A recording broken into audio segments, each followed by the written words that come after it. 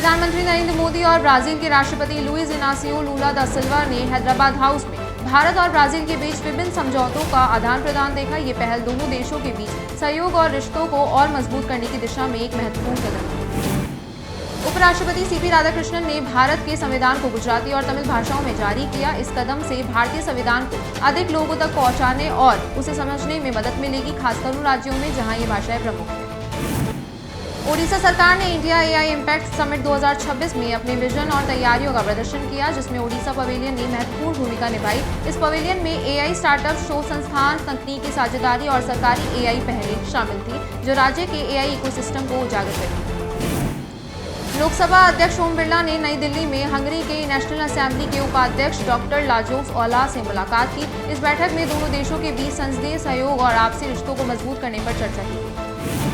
गुवाहाटी, असम में 87वीं CRPF raising day parade के दौरान गृह मंत्री अमित शाह ने कहा कि भारत 31 मार्च तक नक्सल मुक्त होगा। उन्होंने सीआरपीएफ की भूमिका की सराहना करते हुए नक्सलवाद के संघर्ष में उनके महत्वपूर्ण योगदान की बात की।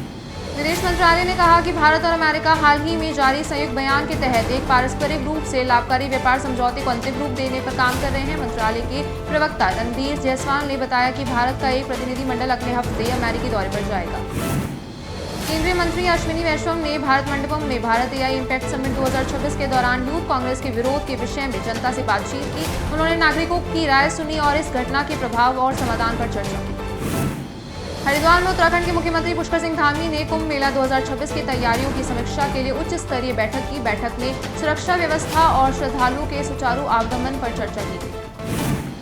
मुख्यमंत्री योगी आदित्यनाथ ने कृषक दुर्घटना बीमा योजना के अंतर्गत आज 3500 प्रभावित परिवारों के खातों में 175 करोड़ 67 लाख जारी किए। उन्होंने पीड़ित परिवारों के प्रति संवेदना व्यक्त करते हुए कहा कि उत्तर प्रदेश सरकार हर परिस्थिति में उनके साथ खड़ी है और हर संभव सहयोग सुनिश्चित करेगी।